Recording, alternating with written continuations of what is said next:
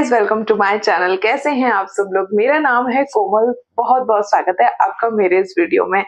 आज की वीडियो ना मैं आपको बताऊंगी मेरा एक्सपीरियंस कैसा था। बिजनेस जब हम कोई शुरू करते हैं ना, हर लेडीज को ये लगता है कि हम घर से बिजनेस शुरू कर लेते हैं। मैं भी आपसे कहती हूँ जरूर शुरू कीजिए, बहुत ही अच्छा है। लेकिन ना एक रियलिटी चेक अपने साथ हमेशा लेके चलिए कि देखिए बिजनेस स्टार्ट करना ना कोई बच्चों का खेल नहीं है। उसमें लॉस भी होगा, प्रॉफिट भी होगा, बहुत सारी चीजें होंगी जो कि जिनसे आपको डील करना पड़ेगा। ठीक है, उसके बाद आपको ना मेंटली बहुत ज्यादा स्ट्रांग होने की जरूरत है, तभी आप एक अच्छा बिजनेस खड़ा कर पाएंगे। क्योंकि रोज कुछ ना कुछ ऐसा आपके साथ होगा जिससे आपको डील करना बहुत ही मुश्किल है। हर रोज प्रॉफिट नहीं होगा, हर रोज लॉस भी नहीं होगा। एक दिन लॉस होगा तो एक दिन प्रॉफिट होगा। इन सब से, दोनों से डील किस तरह से करना है आज मैं आपको बताऊंगी। मैं आपके साथ अपना एक्सपीरियंस शेयर करूंगी कि मैंने इस सब से कैसे डील किया, मुझे लॉस हुआ, प्रॉफिट हुआ और आज क्या पोजीशन है मेरे बिजनेस की। मैं सारी चीजें आपके साथ शेयर करूंगी। वीडियो में लास्ट तक बने रहना और वीडियो को अच्छे अच्छे कमेंट देना और लाइक करना और मेरे चैनल को सब्सक्राइब भी कर लेना। तो चलिए वीडियो स्टार्ट करते हैं। तो दोस्तों, आज मैं ना आपको ये बताऊंगी कि किस तरह से हम सोच तो लेते हैं कि घर से बिजनेस स्टार्ट कर लेते हैं, ई कॉमर्स बिजनेस स्टार्ट कर लेते हैं, सारी चीजें हम यूट्यूब पे भी देख लेते हैं, अवेलेबल होती हैं। लेकिन इसकी जो रियलिटी होती है, इसकी जो सच्चाई होती है ना, वो आपको शायद बहुत ही कम लोग बताएंगे। जिन लोग जो लॉस में भी होता है ना, लेकिन वो जब वो यूट्यूब पे या किसी भी सोशल मीडिया प्लेटफॉर्म पे अपनी रियलिटी बताते हैं ना, तो वो कोई नहीं आपको ये नहीं बताएगा कि वो लॉस में है। वो हमेशा यही बताएंगे। आप खुद यूट्यूब पे वीडियोस देख लेना। वो एक साल में 1 करोड़ पहुंचने वाले चैलेंजेस वाले वीडियो बनाते हैं और 365 डेज 1 करोड़ चैलेंज,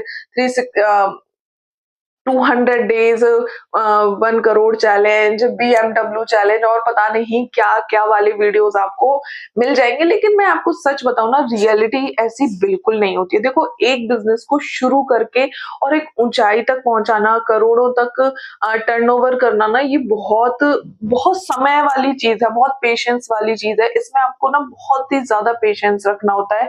मैंने ऐसे ऐसे लोगों की बातें सुनी है, बड़े बड़े बिजनेसमैन की बातें सुनी हैं, जो कोई बोलते हैं कि हमने अपने बिजनेस को ना बहुत समय दिया है, बहुत मेंटली प्रेशर झेला है, किस किस तरीके से हम लॉस से उठकर प्रॉफिट में आए हैं, कितनी कितनी सारी चीजें हमने डील की हैं, तब जाके एक बिजनेस करोड़ों तक पहुंचता है। तो जो लोग ये बोलते हैं कि शॉर्ट्स में ही आपको दिखाते हैं कि मैं 365 में अपने बिजनेस को 1 करोड़ पे ले जाऊंगा, अगर कोई ले जा रहा है तो बहुत अच्छी बात है, लेकिन रियलिटी ऐसी नहीं होती है। तो आप उन वीडियोस को देख के हार ना माने कि आपको लॉस हो रहा है। उनको तो वो तो एक साल में 1 करोड़ रुपया कमा रहे हैं, लेकिन आपसे नहीं हो रहा है, आपके बिजनेस में लॉस हो रहा है। तो ऐसा कुछ नहीं होता है, ये सिर्फ सोशल मीडिया पे आपको दिखाने वाली बातें हैं।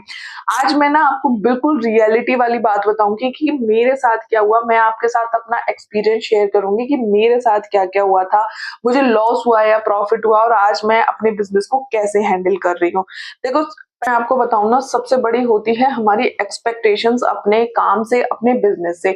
जब भी हम, देखो जॉब में क्या होता है ना कि आप जब भी जाओगे, करोगे, 1 महीने बाद आपकी सैलरी आपके हाथ में आ जाएगी और यही सब रूटीन चलता रहता है। लेकिन बिजनेस में ऐसा नहीं होता। बिजनेस में आज आपके 4 ऑर्डर आ गए, आपको प्रॉफिट हो गया, लेकिन कल आपके एक भी ऑर्डर नहीं आएगा तो वहीं वो चीज बैलेंस भी हो जाएगी। तो ज्यादा एक्सपेक्टेशंस लगाना शुरू शुरू में अपने बिजनेस से थोड़ा सा रिस्की है। देखो, एक्सपेक्ट तो सभी करते हैं, क्योंकि बिजनेस अगर आपने स्टार्ट किया है तो आपने इसीलिए स्टार्ट किया है कि आप उससे कुछ इनकम जनरेट कर सकें।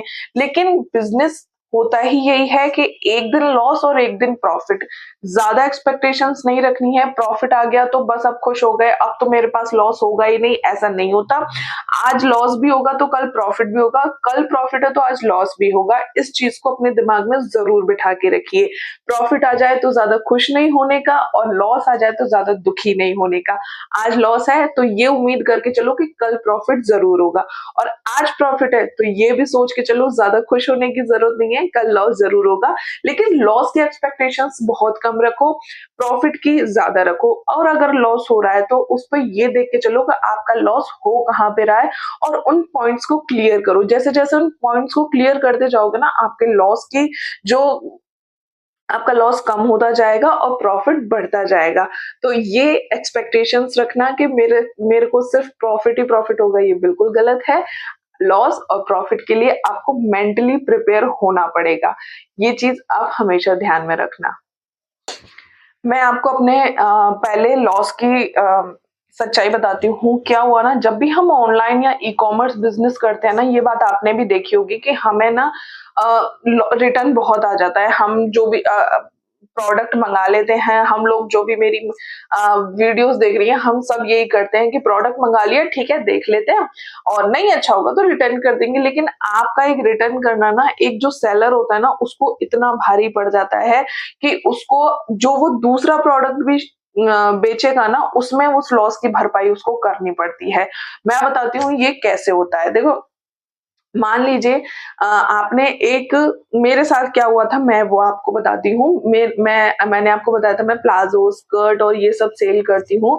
तो मेरा फर्स्ट ऑर्डर आया था, ठीक है? वो आ गया, वो चला गया और कस्टमर ने अब उसको रिटर्न डाल दिया।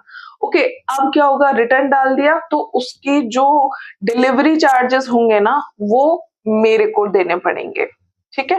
प्रॉफिट मुझे कुछ नहीं हुआ, बल्कि कस्टमर ने जो रिटर्न डाल दिया ना, उसका मुझे चार्ज देना पड़ेगा 150 या 160 या 180 रुपीज। हर जगह का अलग अलग होता है। मान लीजिए आपका कोई पास में ही अगर आपका ऑर्डर गया है तो चार्ज कम लगेगा। बहुत दूर दूर तक ऑर्डर जाते हैं, जैसे कैलकाटा, तेलंगाना और बहुत दूर दूर तक ऑर्डर जाते हैं, तो जो भी डिलीवरी चार्जेस आपका वहां तक जाने का होगा ना, वो सारा आपसे ही कटेगा अगर आपके कस्टमर ने उसको रिटर्न डाल दिया तो। ठीक है? अब क्या हुआ, आपका ऑर्डर भी वापस आ गया और 150, 160, 170 या 180, कई-कई बार अगर बहुत ज़्यादा दूर का ऑर्डर होता है तो ये चार्जेस 200 तक भी हो जाता है और उससे ज़्यादा भी हो जाता है। ऑर्डर गया, सामान वापस आ गया और फालतू का 160, 180 और 200 तक रुपए आपके अकाउंट में माइनस में चले गए। तो देखा, ना तो प्रॉफिट हुआ और लॉस हो गया, वो अलग।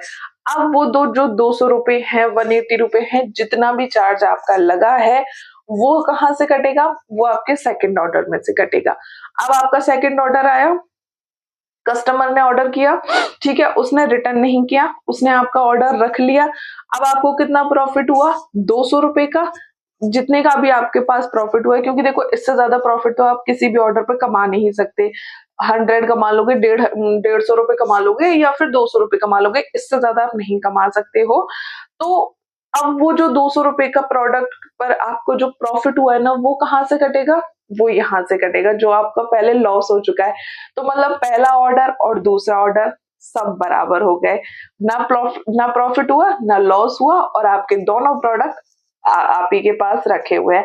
तो देखो, ये होती है सच्चाई। थोड़ा-सा शुरू-शुरू में आपको पेशेंस रखने की ज़रूरत है। जब मेरे साथ ऐसा हुआ था ना, ये सब मैं आपको ना अपनी ही बातें बता रही हूँ। मेरे साथ जब ऐसा हुआ था ना, सच में मुझे शुरू-शुरू में ना बहुत ज़्यादा बुरा लगा था और मन ही नहीं हो रहा था यार, इतना ज़्यादा मेरे 500-500 रुपए लॉस में चल रहे थे और मेरा कॉन्फिडेंस ना बिल्कुल, बिल्कुल लो हो चुका था कि यार अब बस, अब मुझे ये नहीं करना, मेरा प्रॉफिट हो नहीं रहा, मेरा सामान भी जा रहा है और मुझे सिर्फ लॉस ही लॉस हो रहा है, माइनस में मेरे पैसे चल रहे हैं। अब मुझे ई-कॉमर्स नहीं करना, ऑनलाइन बिज़नेस नहीं करना, अब मेरा हो चुका है। लेकिन पेशेंस रखना बहुत ज़्यादा ज़रूरी है, ये मेरी शुरू-शुरू की बात थी।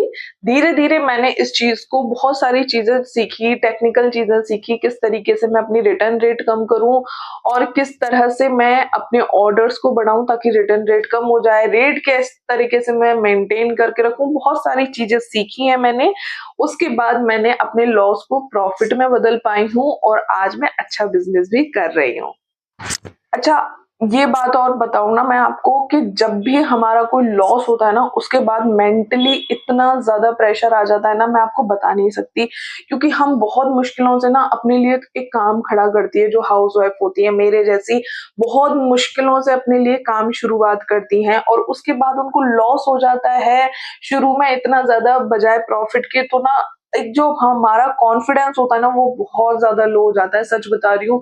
मन में इस तरह के ख्याल आते हैं, यार पता नहीं मैं मैंने काम ये शुरू कर लिया है, क्या पता मेरे से नहीं होगा, मैं इसको कर भी पाऊँगी या नहीं कर पाऊँगी, मैं इस लायक हूँ भी या नहीं हूँ, कहीं मेरा ज़्यादा नुकसान ना कर लूँ मैं। तो इस तरीके के थॉट्स ना आपके दिमाग में आने लग जाते हैं, इसीलिए मैंने आपको शुरुआत में बोला था कि कोई भी बिज़नेस स्टार्ट करने से पहले आपको मेंटली स्ट्रॉन्ग होना बहुत ही ज़्यादा ज़रूरी है। जब तक आप अपने आप को मेंटली स्ट्रॉन्ग नहीं रखोगे ना, आप बिज़नेस नहीं कर सकते, क्योंकि बिज़नेस में हर रोज़ आपको कुछ ना कुछ नया देखना पड़ता है। इसलिए आपको सबसे पहले मेंटल लेवल अपना बहुत स्ट्रॉन्ग करना है कि आप कर लोगे, कुछ भी हो जाए, कितनी भी परेशानियाँ हो, कितने भी लॉस हो, आप उसको प्रॉफिट में बदलने की कोशिश करो और अपने कॉन्फिडेंस को हर दिन जगाना पड़ता है। मैं भी हर दिन जगाती थी अपने कॉन्फिडेंस को और रोज यही बोलती थी कि मैं कर लूंगी, और आज देखिए मैं अच्छे से कर रही हूँ। है मैंने कौन-कौन सी चीजें आजमाई थी अपने लॉस को प्रॉफिट में बदलने के लिए। बहुत छोटी-छोटी सी चीज है, लेकिन मैंने इन पे ध्यान दिया था।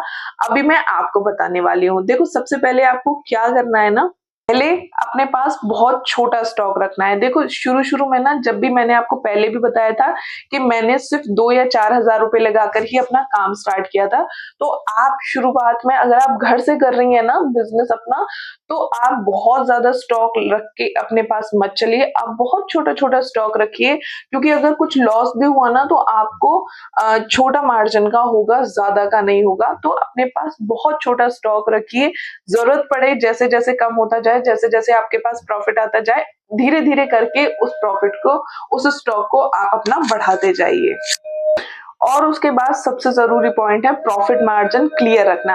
देखो, अगर आपका कोई भी प्रोडक्ट आपके पास से जा रहा है, उसमें आपको कितना प्रॉफिट हो रहा है, वो आपने कितने का खरीदा, कस्टमर को आपने कितने का बेचा है और उसमें मार्जिन कितना आ रहा है, ये सारी चीज़ें क्लियर रखनी बहुत ज़्यादा ज़रूरी है। ऑर्डर का कैलकुलेशन रखना। देखो, ये ना बहुत सारी लिखने वाली चीज़ें हैं। अपने पास एक डायरी बनाइए और उसमें लिखिए कि कौन-सा ऑर्डर कब गया, कितने का गया, उसमें प्रॉफिट कितना हुआ, मार्जिन कितना हुआ। हर चीज़ की ना एक कैलकुलेटिव डाटा अपने पास ज़रूर रखिए। बिज़नेस को इमोशंस के साथ नहीं, कैलकुलेटिव डाटा से स्टार्ट कीजिए। जब हमारे पास कैलकुलेशन होती है ना अपने प्रॉफिट की, लॉस की, मार्जिन्स की, तो हमारा बिज़नेस हमारे से ना अच्छे से भी आगे बढ़ता है। ये सारी चीज़ें ऑनलाइन हो गई हैं, लोग डाटा भी अपना ऑनलाइन रखते हैं, हर चीज़ ऑनलाइन अवेलेबल होती है। लेकिन मैं आपको पर्सनल सजेशन दूँगी कि आप एक डायरी लीजिए, उसमें एक पेन रखिए और हर चीज़ को ना नोट डाउन कीजिए। इससे ना आपके माइंड में ना एक डाटा क्लियर रहता है कि हाँ, ये हो गया, ये हो गया। तो ये चीज़ें आप ज़रूर आज़माइए। तो अगर आप भी बिगिनर्स हो, तो आपके लिए मैं कहना चाहूँगी कि मतलब ये नहीं होता है कि आपका बिज़नेस फेल हो चुका है, और प्रॉफिट का मतलब ये नहीं होता है कि आपका बिज़नेस सक्सेस हो चुका है। बिज़नेस एक टाइम टू टाइम चलने वाली चीज़ है, जिसको आपको समय के साथ-साथ रन करना पड़ता है। लॉस भी होगा, प्रॉफिट भी होगा, लेकिन आपको खड़े रहना है ग्राउंड में जब तक आपका बिज़नेस एक अच्छे मुकाम पर ना पहुँच जाए, जहाँ तक आपने अपने बिज़नेस को देखा था। मेरी तरफ से यही था, मैंने आपके साथ अपना सारा एक्सपीरियंस शेयर कर दिया कि मैंने किस तरह से ये सारी चीज़ों से डील किया था। वीडियो अच्छा लगा हो तो यार प्लीज़ लाइक ज़रूर कर देना, चैनल को सब्सक्राइब कर देना। मेरा नाम है कोमल और हम मिलेंगे अब नेक्स्ट वीडियो में। तब तक के लिए बाय बाय।